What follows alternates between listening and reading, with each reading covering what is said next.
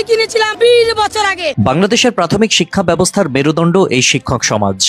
5 লক্ষাধিক শিক্ষক দেশের ভবিষ্যৎ প্রজন্মকে গড়ে তুলছেন অবিরাম পরিশ্রমে, কিন্তু তাদের দীর্ঘদিনের অভিযোগ বেতন বৈষম্য, পদোন্নতির অনিশ্চয়তা, আর্থিক কষ্ট ও সামাজিক মর্যাদার অভাব। জীবনযাত্রার ব্যয় বেড়ে যাওয়ার সঙ্গে পাল্লা দিতে তারা হিমশিম খাচ্ছেন।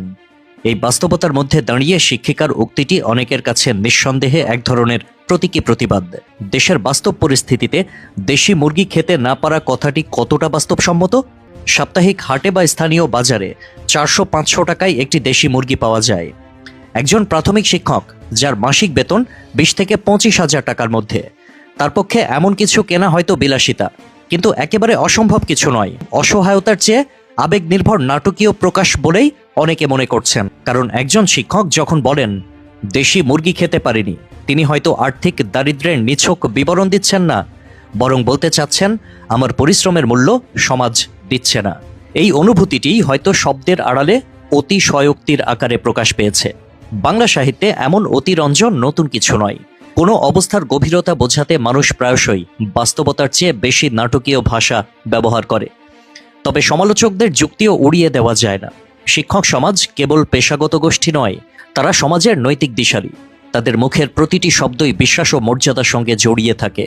তাই যদি একজন শিক্ষক বাস্তবতা থেকে সরে গিয়ে অতিরঞ্জিত বক্তব্য দেন, তাহলে তা তাদের সামগ্রিক ভাবমূর্তিতেও প্রভাব ফেলতে পারে। শিক্ষার্থীরা তাদের শিক্ষকদের কাছ থেকেই শেখে সত্য, সততা আর যুক্তির পাঠ। শিক্ষক যদি নিজের বক্তব্যেই বিভ্রান্তি সৃষ্টি করেন, তবে সেই শিক্ষার মর্মই প্রশ্নবিদ্ধ হয়।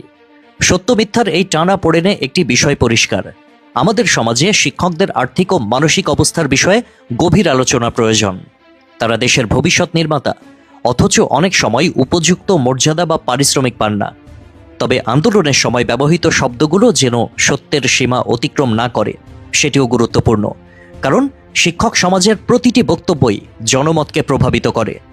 সামাজিক মাধ্যমের যুগে একটি বাক্যই মুহূর্তে দেশ জুড়ে ছড়িয়ে পড়ে, সৃষ্টি করে সহানুভূতি কিংবা বিতর্ক।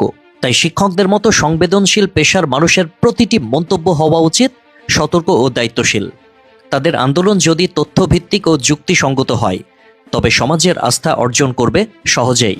অতএব দেশি মুরগি খেতে পারিনি, এই একটি উক্তি হয়তো অতিরঞ্জিত, কিন্তু এর ভেতরে যে বঞ্চনা, ক্ষোভ ও অপূর্ণতার সুর আছে, তা একেবারে অমূলক নয়।